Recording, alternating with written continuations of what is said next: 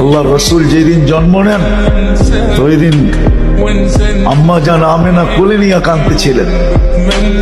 সবাই জিজ্ঞাসা করতেছে কাঁদো কেন? পরিবারের লোকজন, শ্বশুর বাড়ির লোকজন কেন কাঁদো? আব্দুল্লাহ নেই। কেন? আব্দুল্লাহ থাকলে এতক্ষণে খেলনা চলে আসতো। আল্লাহ যেন কানে কানে বলতেছিলেন আমেনা কাঁদিস না, আব্দুল্লাহ খেলনা আনবে। আর কোথেকে আনবে? মক্কার বাজার থেকে।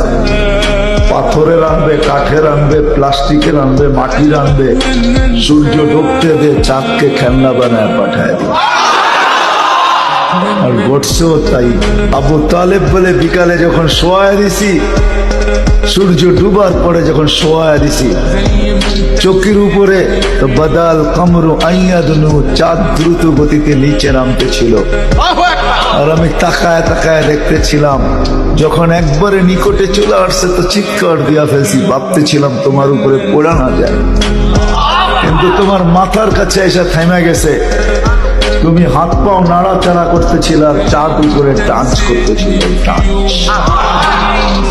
তো বলছে চাচা জানেন চাঁদ কি বলতেছিল? তা তো জানি না। বলে আন্নাল কামারা ইউগান্নিনি ওয়া ইউহাক্কিনি ওয়া ইয়ামনাউনি মিনাল বুকা। চাঁদ আমাকে ছন্দ শুনাইতেছিল, কান্না থেকে বিরত রাখতেছিল। আমি যেন না কাঁদি, কাঁদলে আম্মার কষ্ট হবে। আল্লাহ চাঁদকে আমার সাথে খেলার জন্য খেলনা বানায় পাঠায়।